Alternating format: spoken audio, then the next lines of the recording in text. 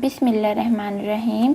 अस्सलाम वालेकुम जी। तो ये हमारी नेक्स्ट वीडियो है सेकंड चैप्टर नंबर 1 की कॉम्प्लेक्स एनालिसिस की, जो कि लिमिट, कंटिन्यूटी एंड डिफरेंशिएबिलिटी का है। नेक्स्ट 11 to 20 देखते हैं। The function w is equal to this one is continuous at, हाँ जी, ये कॉन्टीन्यूस किस पॉइंट पे है। अब देखें, ये तो है एक रैशनल फंक्शन और हमने पढ़ा था इसका पॉइंट ऑफ डिसकंटिन्यूटी हम कैसे निकालते थे। डिनोमिनेटर पार्ट के ज़ीरोज़ फाइंड आउट कर लेते थे, मतलब इसको इक्वल टू ज़ीरो रख के जो पॉइंट्स आते थे वो इसके डिसकंटिन्यूटी पॉइंट होते थे। अब हमने बताना है ये फंक्शन कॉन्टीन्यूस कहाँ पे है, तब हमने बताना है ये फंक्शन कॉन्टीन्यूस कहाँ पे है। तो हमने क्या किया, उसी तरह से इसको ज़ीरो रखा और यहाँ से क्या निकाल लिया, ये 4 पॉइंट्स निकाल लिए। अब ये वो पॉइंट्स हैं जिन पे फंक्शन जो है वो कॉन्टीन्यूस नहीं है, तो इनके अलावा जो ऑप्शन होगी ना हमारी, उसको हम टिक करेंगे। तो देखें, प्लस आयोटा पे फंक्शन डिसकंटिन्यूस है, 4 आयोटा पे भी नहीं है कॉन्टीन्यूस, इस पे भी नहीं है, तो क्या पॉइंट रह गया, 3 आयोटा पे हमारा फंक्शन कॉन्टीन्यूस है। नेक्स्ट है विच of the following function is discontinuous at 5, हाँ जी, 5 पे कौन सा फंक्शन डिसकंटिन्यूस है।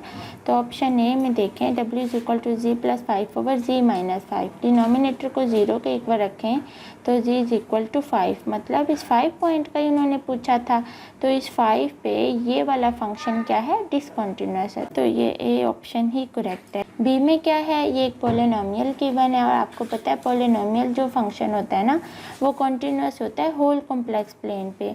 ये c इज़ इक्वल टू, ये फंक्शन को अगर आप लिखें इधर इसको रखेंगे 0 के इक्वल, तो g क्या आएगा, -5। तो -5 पे तो वो हमसे नहीं पूछ रहे, उसके बाद ये नन भी नहीं होगा। नेक्स्ट देखें, which of the following statement is true, इनमें से कौन सी ट्रू है। A function is discontinuous then it is also continuous. तो ये तो स्टेटमेंट ट्रू है नहीं, क्यों, क्योंकि अगर कोई फंक्शन डिसकंटिन्यूस ही होगा तो वो कंटिन्यूस कैसे हो सकता है, एट अ टाइम तो नहीं ना दोनों चीज़ें हो सकती।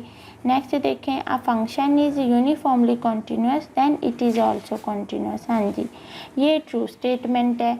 ये आपने याद रखना है कि जो अगर कोई फंक्शन यूनिफॉर्मली कॉन्टीन्यूस होगा ना तो वो मस्ट है, तो ये मस्ट है कि वो कॉन्टीन्यूस भी होगा, लेकिन इसका कन्वर्स होल्ड नहीं करता। मतलब अगर कोई फंक्शन कॉन्टीन्यूस है तो ये ज़रूरी नहीं है कि वो यूनिफॉर्मली कॉन्टीन्यूस भी हो। इसके आप एक एग्जांपल देख लो।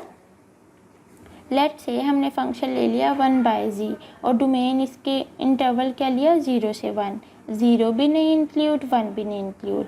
अब आप देखो ये जो फंक्शन है किस पॉइंट पे डिसकंटिन्यूअस है, मतलब कॉन्टीन्यूअस नहीं है। तो z is equal to 0 put करेंगे, 1/0 अनडिफाइंड बनेगी ना फॉर्म, तो z इज इक्वल टू 0 पे ये फंक्शन कॉन्टीन्यूअस नहीं है, तो इट्स मीन 0 इसका पॉइंट ऑफ डिसकंटिन्यूटी है। लेकिन आप यहाँ देखो ना 0 इंक्लूड है ना 1 इंक्लूड है, तो डैट मीन्स कि हमारा ये फंक्शन 0 और 1 के दरम्यान जितने नंबर्स आ रहे हैं, जितने पॉइंट्स आ रहे हैं उन पे कॉन्टीन्यूअस है। लेकिन ये फंक्शन ना यूनिफॉर्मली कॉन्टीन्यूअस नहीं है। क्यों, जब हम किसी फंक्शन को बोलते हैं, क्यों, क्योंकि जब हम कहते हैं ना कोई फंक्शन यूनिफॉर्मली कॉन्टीन्यूअस है तो उसके एन पॉइंट्स पे उसको मस्ट कॉन्टीन्यूअस होना चाहिए। तो हमने कहा कि जो हमारा ये फंक्शन है f(z) वो कॉन्टीन्यूअस तो है लेकिन यूनिफॉर्मली कॉन्टीन्यूअस नहीं है, बिकॉज एट 0 पे फंक्शन क्या हो रहा है, डिसकंटिन्यूअस हो रहा है। ठीक है, अगर हम इनको इंक्लूड भी करते तो 0 पॉइंट पे वो पॉइंट ऑफ डिसकंटिन्यूटी है, तो फिर मतलब एन पॉइंट्स पे हमारा फंक्शन कॉन्टीन्यूअस नहीं है, तो फिर यूनिफॉर्मली कॉन्टीन्यूअस वो नहीं हो सकता। उसके बाद ठीक है, तो ये बी ऑप्शन हमने देख ली। सी देखें, a function is uniformly continuous then it is also differentiable, ये भी करेक्ट स्टेटमेंट नहीं है, क्योंकि देखें एक फंक्शन जो यूनिफॉर्मली कॉन्टीन्यूअस है तो वो ज़रूरी नहीं है कि वो डिफरेंशिएबल भी हो।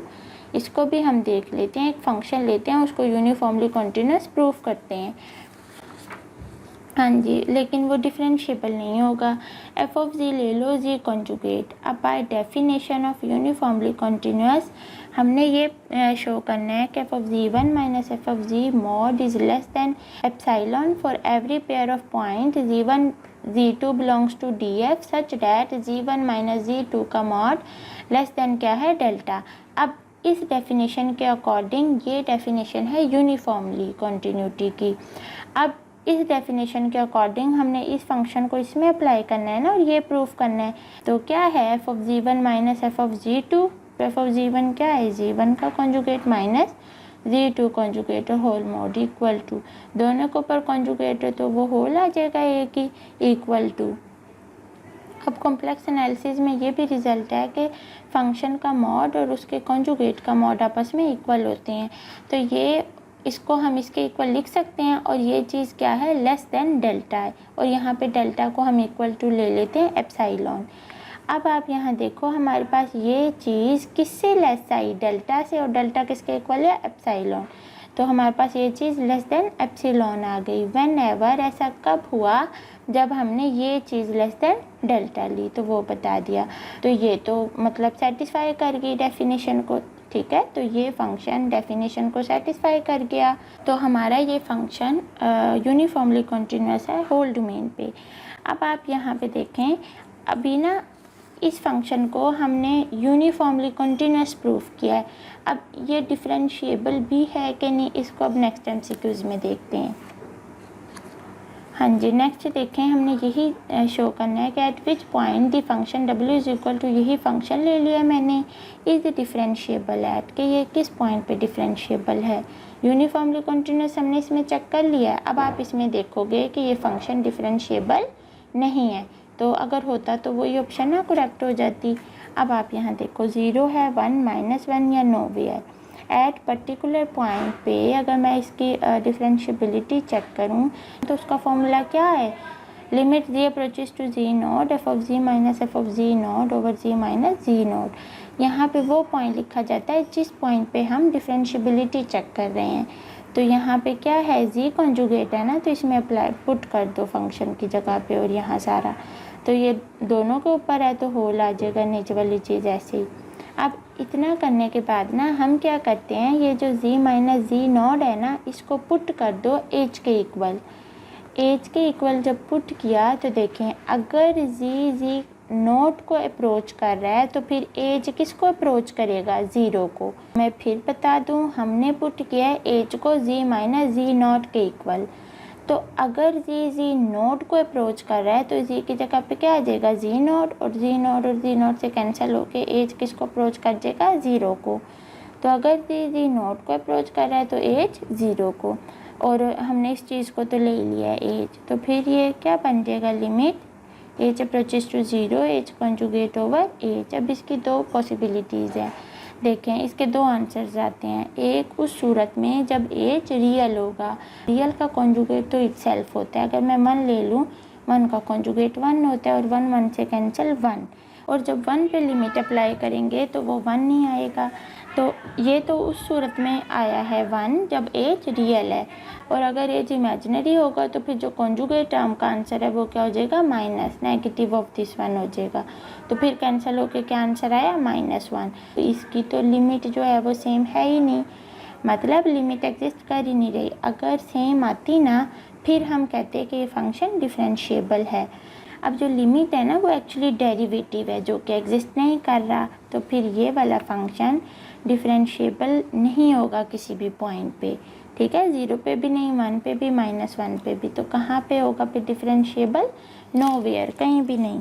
नेक्स्ट देखें question number 15, at which point the function w is equal to z mod का square is continuous as well as differentiable.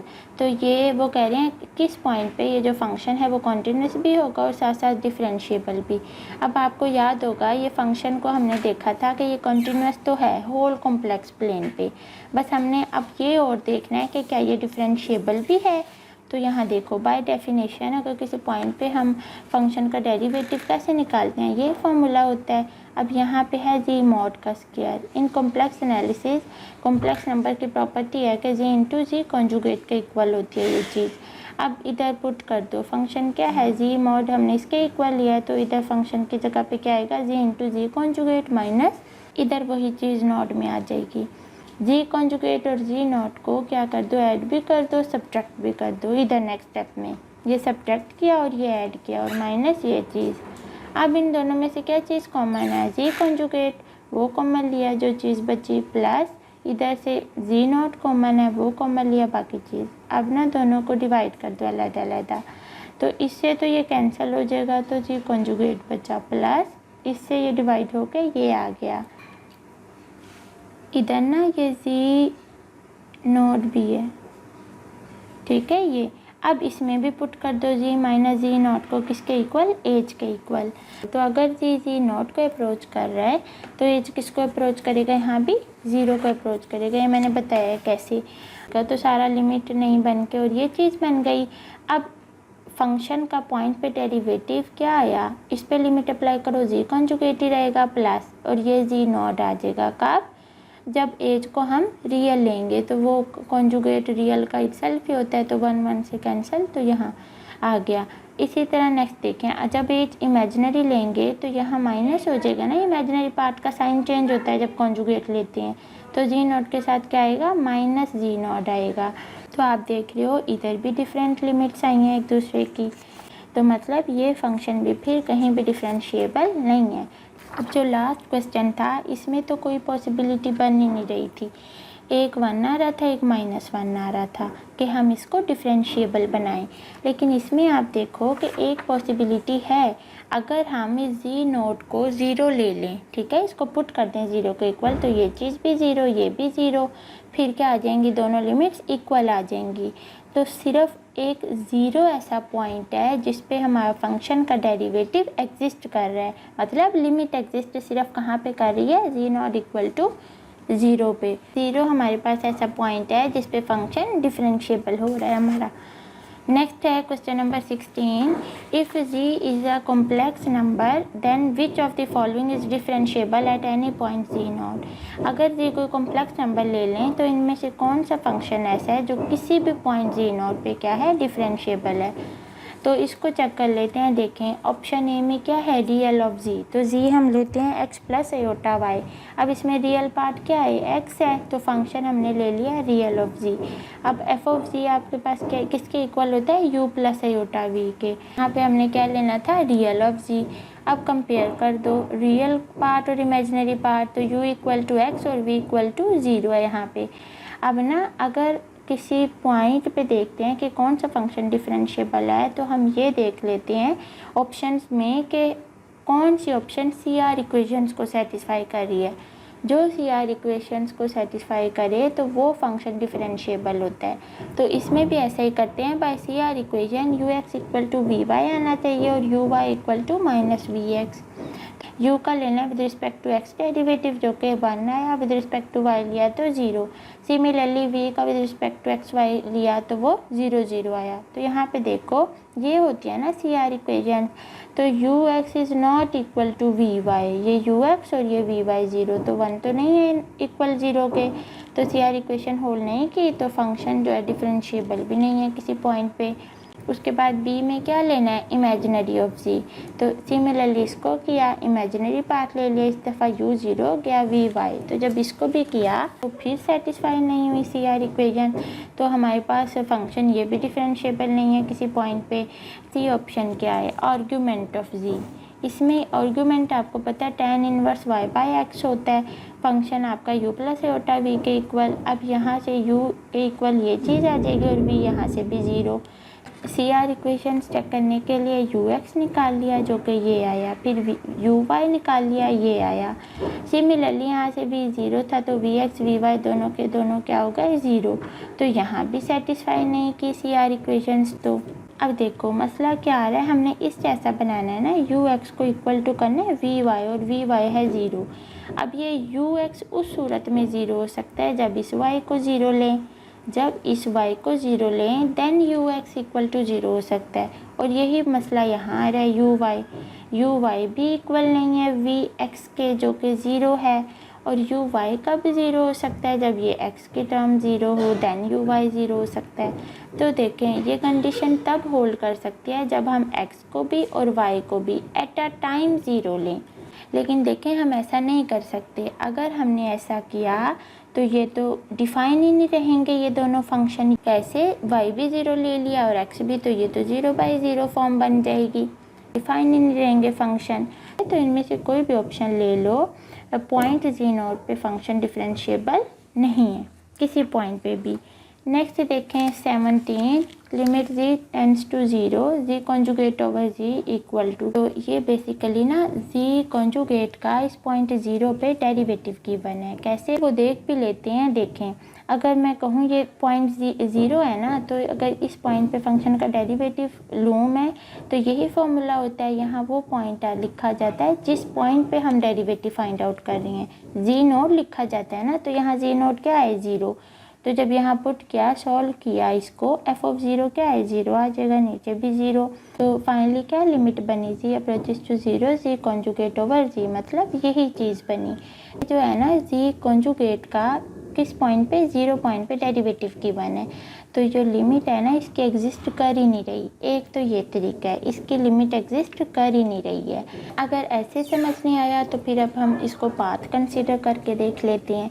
तो हम ले लेते हैं y is equal to mx।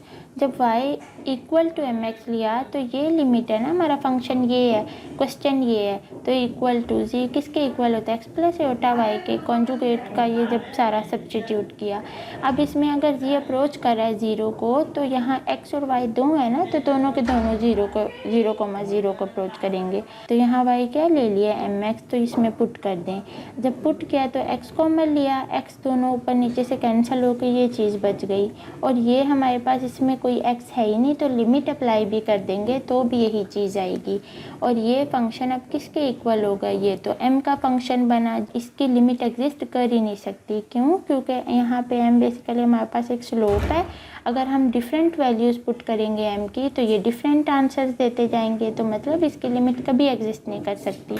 तो इसलिए इस तरह से भी जो है आप इसको देख सकते हैं। नेक्स्ट इंशाल्लाह फिर आगे वीडियो में करेंगे, वीडियो लंबी हो जाती है। तो अपना ढेर सारा ख्याल रखिएगा। अल्लाह हाफिज़।